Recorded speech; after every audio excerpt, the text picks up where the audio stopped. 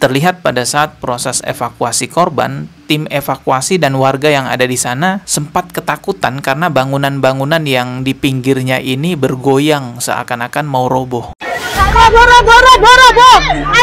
Dari pantauan, terlihat retakan pada dinding dan tiang penyangga yang berukuran kecil. Assalamualaikum warahmatullahi wabarakatuh. Ini ada sebuah berita yang cukup aneh, ini menjadi sorotan para netizen. Judulnya, keluarga korban Ponpes Al-Hozaini tolak santunan, alasannya demi dapat ridho dan berkah kiai pesantren. Ya, jadi bapak ini mengembalikan bantuan yang telah diberikan oleh pihak pesantren karena alasannya biar dapat berkah kiai pesantren, katanya begitu. Sebenarnya ya hak bapak inilah ya kalau mau mengembalikan bantuannya, tetapi kalau mengembalikan bantuan itu dengan alasan demi dapat berkah kiai pesantren, nah ini justru kita bertanya doktrin apa, pemahaman apa yang masuk pada dirinya, kenapa sampai berpikiran menolak bantuan dapat berkah gitu.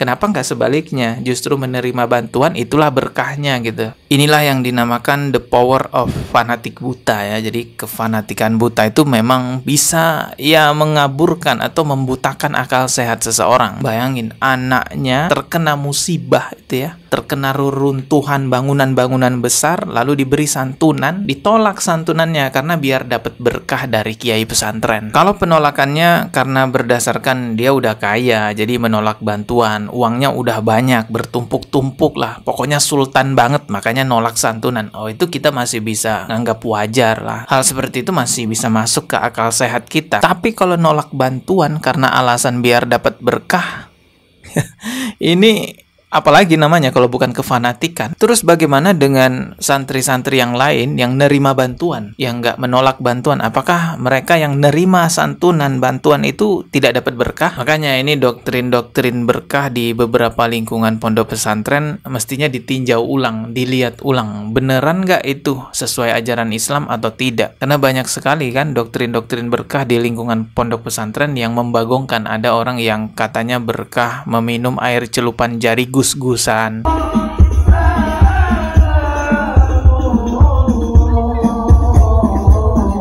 Ada juga yang katanya berkah mencium tongkat gus-gusan di pesantren, mencium tongkat kiai-kiai di pesantren. Jadi santrinya itu satu persatu mencium tongkat tersebut karena tongkat itu katanya penuh berkah.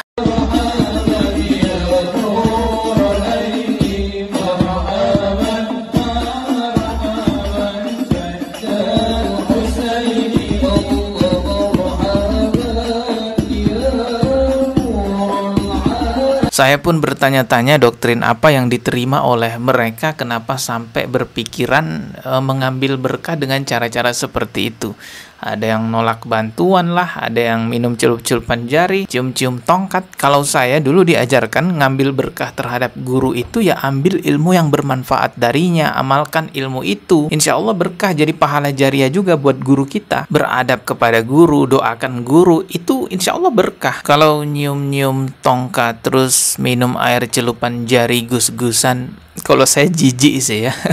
Tapi gak tau lah ya orang lain. Oke, kita ke informasi berikutnya. Ini katanya juga ditemukan mobil mewah di reruntuhan pondok pesantren Al-Hozaini. Coba kita lihat ya videonya. Mobil mewah yang hancur saat dievakuasi dari lokasi reruntuhan bangunan ambruk di Ponpes Al-Hozaini Sidoarjo. Mobil jenis Mercy ini hancur tidak berbentuk. Bangkai mobil tersebut akan dibawa ke tempat pembuangan akhir Griyo Mulyo. Menurut informasi, mobil mewah tersebut diduga milik pengasuh Ponpes Al-Hozaini. Oh, jadi mobil itu milik pengasuh Ponpes Al-Hozaini, punya kiainya ya.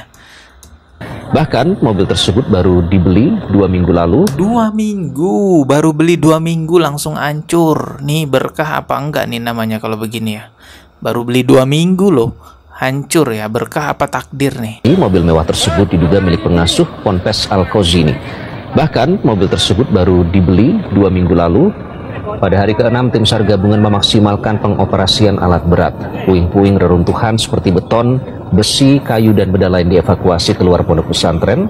Pembongkaran dan pengangkutan reruntuhan bangunan dilakukan untuk mempercepat proses penemuan korban. Mobil Mercy itu ya kisaran 1 miliar lebih lah, 1 sampai 2 miliar ya. Baru beli 2 minggu, langsung hancur berkeping-keping ya. Apakah itu berkah atau itu takdir ya, kita nggak tahu ya. Ini ada yang komentar, Mercy baru beli 2 minggu remuk sama dengan takdir. Ada juga yang komentar, santri nguli kiai naik Mercy. Jadi banyak yang kayaknya komentar miring gitulah. Banyak yang sinis dengan penemuan mobil mewah ini di reruntuhan musola tersebut. Orang-orang berpikir kok bisa beli mobil mewah sementara ngebangun pesantren kok asal-asalan gitu ya, terkesan ngirit-ngirit biaya yang ujung-ujungnya mengorbankan santrinya sendiri. Tapi ya kita nggak tahu juga nih sebenarnya mobil beli dari uang apa ya, uangnya dari mana, wallahu a'lam ya, mungkin memang kerja kerasnya atau bagaimana, entahlah. Cuman ya lebih baik mengutamakan konstruksi bangunannya dulu daripada beli mobil mewah, karena kalau kita lihat konstruksi bangunannya itu bener-bener terkesan ngirit biaya ya. Ya kesannya kayak asal-asalan gitulah ya, pokoknya jadi dengan biaya murah. Bahkan diperkirakan akan ada lagi bangunan yang roboh teman-teman. Kalau yang sekarang kan roboh ini yang di tengah ya,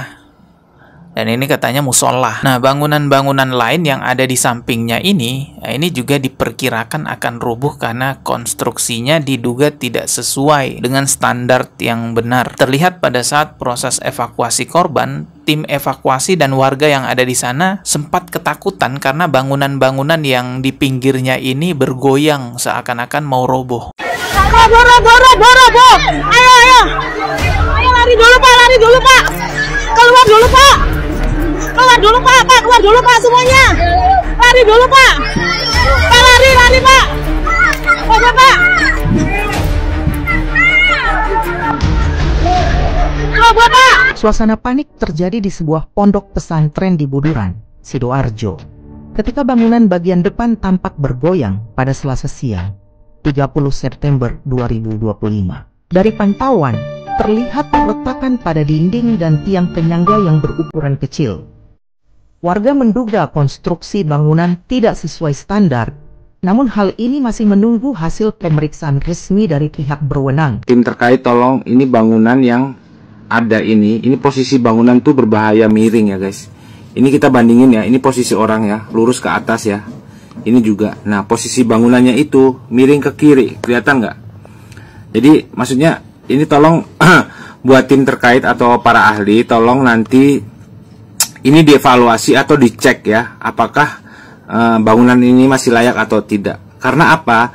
Jangan sampai kejadian ini terulang lagi di sini gitu loh. Jadi sebelum nanti bangunan ini dipakai ya, terutama untuk para santri ya, kita mohon tolong wajib melibatkan para ahli untuk menentukan bahwa bangunan ini layak. Kalau memang bangunan ini layak silahkan. Tapi kalau memang bangunan ini tidak layak ya silahkan ambil tindakan gitu. Ini adalah bangunan berikutnya yang dikhawatirkan akan memakan korban teman-teman ya. Dikhawatirkan akan rubuh ya. Silakan para ahli konstruksi bangunan dilihat apakah bangunan ini layak untuk ditempati atau tidak. Apakah bangunan ini masih bisa dibenahi atau tidak. Kalau memang benar-benar nggak bisa dibenahi, membahayakan, ya sudah, mau nggak mau ya harus dibongkar lah ya. Daripada memakan korban seperti musola yang ambruk itu sampai 67 orang yang meninggal dan ada yang selamat 104 orang. Itu pun ada yang kondisinya diamputasi, ada yang kondisinya kritis, luka-luka. Kasihan banget yang diamputasi itu. Waduh, ini menjadi pelajaran penting bagi seluruh pondok pesantren di Indonesia agar memperhatikan konstruksi bangunannya daripada beli Mercy. Nggak bercanda teman-teman ya, serius nih, perhatikan baik-baik konstruksi bangunan karena kalau tidak akan memakan korban lagi. Buat para korban ya udahlah, terima aja santunannya.